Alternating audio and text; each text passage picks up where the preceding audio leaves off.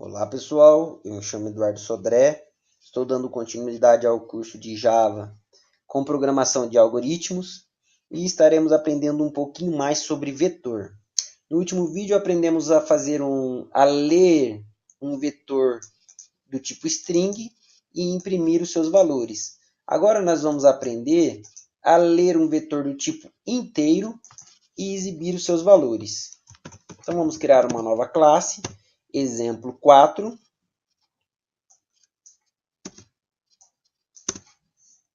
Sempre tire os comentários do NetBeans e vamos criar o nosso método principal. Public static void main. Tab criou.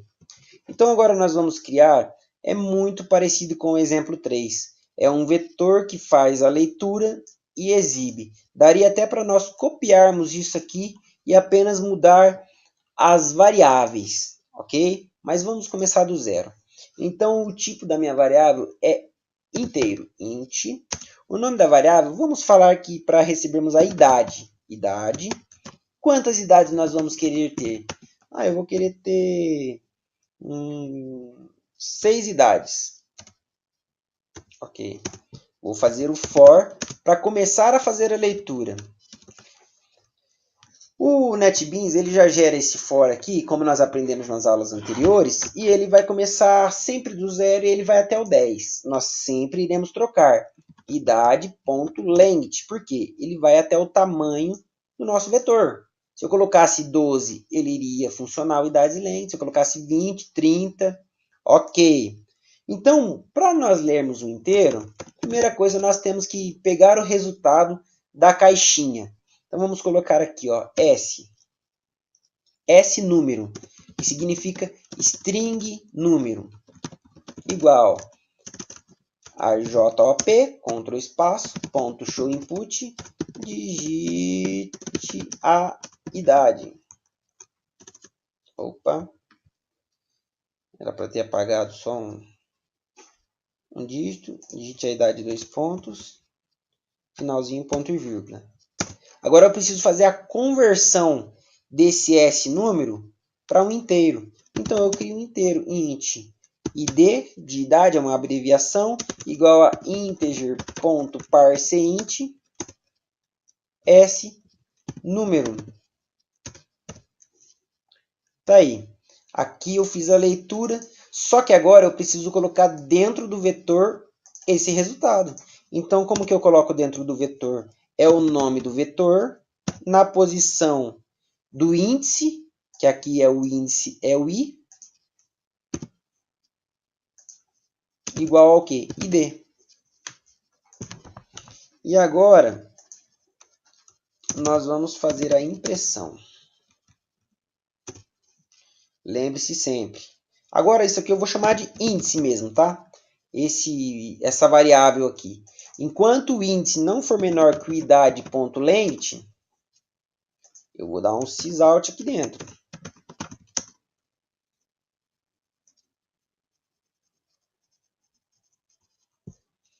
System.out, tá lá. Eu vou colocar assim, ó, a idade do índice é, como eu faço para pegar o valor de um determinado vetor na sua posição, eu coloco o nome do vetor, entre colchetes, a posição. Qual que é a posição? É o índice. Vou dar um Ctrl Shift F, ele vai identar meu código. Vamos entender isso aqui. Vamos rodar para ver. Executar arquivo. Digite a idade. 10, 20, 30, 40. Opa, digitei um errado ali. 50, 60. Tá lá. Um foi o 4 sem querer. A idade do 0 é 10. A idade do 1 é 20. A idade do 2 é 30. A idade do 3 é 4. A idade do 4 é 50. A idade do 5 é 60. Então, em cada posição ele guardou a sua idade, também número inteiro. Então, para isso eu tive que fazer a conversão do inteiro e colocar dentro do vetor no índice. Na hora de imprimir, eu coloquei o nome do índice de índice mesmo, para nós entendermos que dentro da idade eu vou mostrar o índice. E se eu quisesse trabalhar, aqui está a idade do 0, só que não é do 0, é do 1. Então nós temos que entender que é assim, há uma diferença muito grande para o usuário e para nós programadores. Para nós programadores, nós vamos entender o seguinte, que todo vetor começa do 0. Mas para o usuário, ele não, a primeira idade não é a 0, é a 1. Então aqui eu poderia colocar entre aspas, ou aliás, entre parênteses, eu posso colocar aqui, mais 1. Olha o resultado que isso faz. Vou colocar lá 10, 20, 30, 40, 50, 60. A idade do primeiro é 10. A idade do segundo é 20. Não mudou a idade do nosso vetor. Ele não mudou o valor do nosso vetor. Ele apenas apresentou o índice mais 1. Eu poderia trabalhar aqui com 10. Olha, um exemplo grotesco para nós entendermos. Idade. 10, 20, 30, 40, 50, 60. A idade de 10 é 10, a idade de 11 é 10. Então, isso aqui é só para nós entendermos que para uma resposta melhor para o usuário, a idade do aluno 1. Então, isso aqui é para dar uma resposta melhor para o usuário, que o usuário não entende que o vetor começa do 0, ele não sabe disso. Então, para isso, nós colocamos aqui, índice mais 1. Vou executar de novo. Idade, 10, 20, 30, 40, 50, 60. Então, a idade do aluno 1 é 10. A idade do aluno 2 é 20. Aqui ficou perfeito para o usuário entender. Diferente do jeito que estava antes. Estava apenas índice. Aí vamos rodar aqui.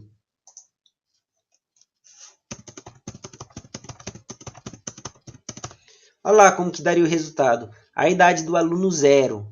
Eu, como usuário, eu ia ler isso, eu ia falar assim, nossa, aluno 0, nossa, quem programou isso não sabe programar, porque não é o 0, é o primeiro. Então, temos que entender uma grande diferença.